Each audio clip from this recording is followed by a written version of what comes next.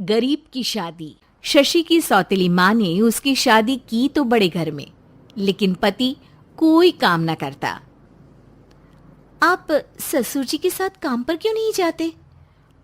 हाँ जाऊंगा, लेकिन कल से। आज जरा मैं दोस्तों के साथ घूमने जा रहा हूँ। शशि के दो बच्चे होते हैं, लेकिन रमेश का हाल वैसा का वैसा ही रहता है। एक दिन, सुनिए ना, बच्चा रो रहा है, इसके दूध के लिए पैसे नहीं है। अरे तो पिताजी से ले लो ना।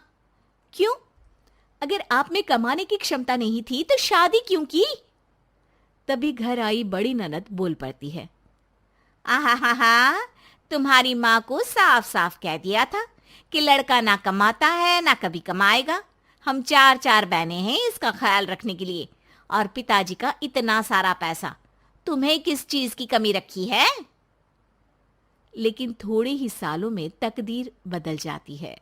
शशि का ससुराल गरीब हो जाता है।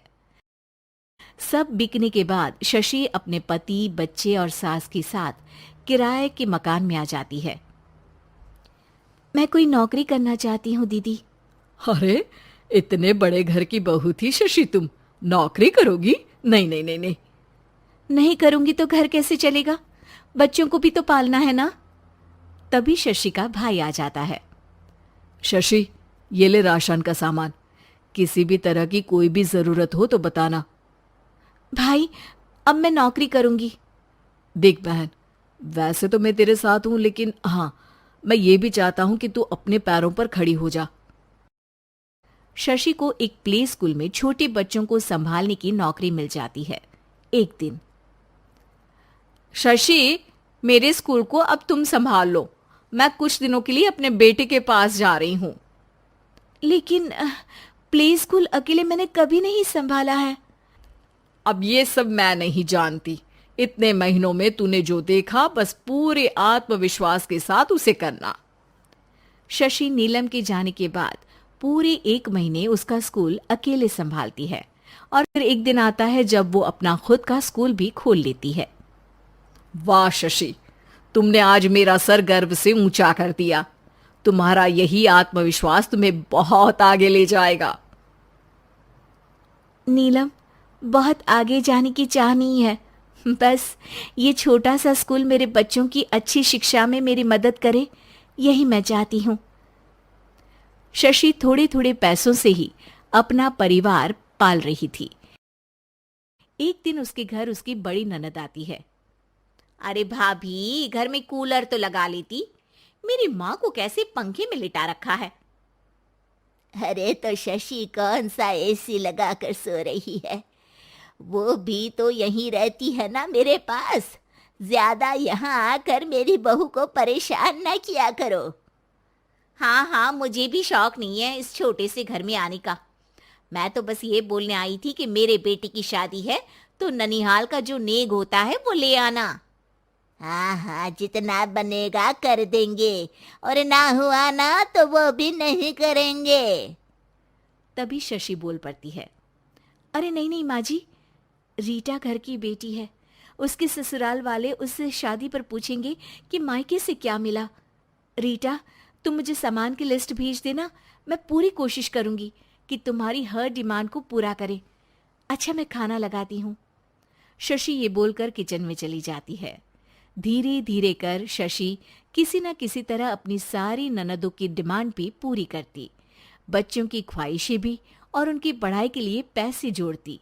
एक दिन जब शशि का बेटा 12वीं पास करके आता है।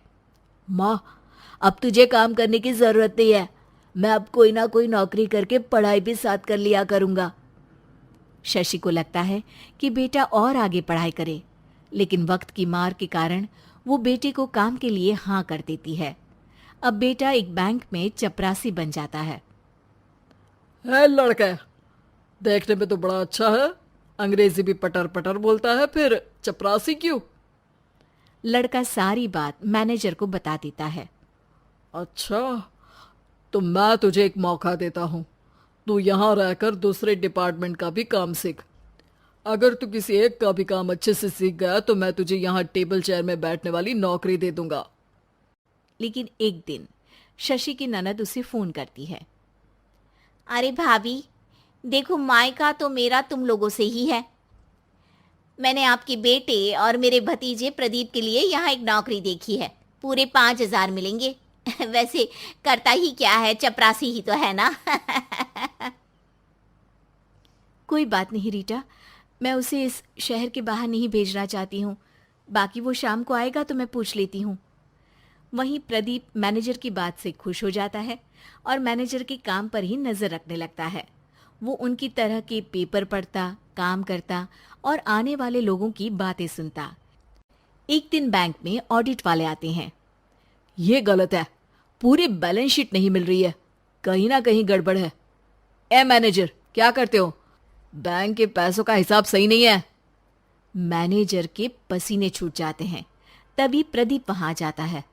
अब क्या मैं ये बैलेंस शीट देख सकता हूँ? अरे बेटा मजाक नहीं, जाओ पानी लेकर आओ एक गिलास। प्रदीप मैनेजर को पानी लाकर देता है और फिर ऑडिटर से कहता है, देखिए सर, मैं आपको बता सकता हूँ कि कैसे बैलेंस शीट को आप लोग गलत तरीके से जोड़ रहे हैं। ऐसा बोलकर प्रदीप एक एक कर सारे डाउट क्लियर कर देता है। अरे हाँ, ये तो पॉइंट हमने देखे ही नहीं थे। गुड, कौन है ये बच्चा? तभी मैनेजर बोल पड़ता है, अब हमारे यहाँ अकाउंट में नया आया है। ऑडिटर के जाने के बाद, वाह प्रदीप, आज तो तुमने मेरी नौकरी बचा ली। और आपने भी तो मेरी नई नौकरी लगा दी, अकाउंटेंट की। बस फिर क्या था, प्रदीप ने एक बार जो सफलता की सीढ़ी चढ़ी, बस चढ़ता ही चला जाता है। फिर एक दिन शशि की ननद, अरे भाभी कैसी हो? घर को तो बड़ा ही सुंदर चमका रखा है। अरे बेटी, कैसे आना हुआ? तू तो इस छोटे से घर में आना भी नहीं चाहती थी। कोई खास काम है क्या? अब हाँ, वो माँ, मेरा जो मजला बेटा है ना, वो अकाउंट से पढ़ाई कर रहा है, तो प्रदीप से बोलकर उसकी भी कहीं अच्छी नौकरी लगा दो ना। सास और शशि समझ जाते हैं कि कैसे पैसे आते ही लोगों के बात करने के तरीके से लेकर रिश्ते निभाने तक में बदलाव आ जाता है।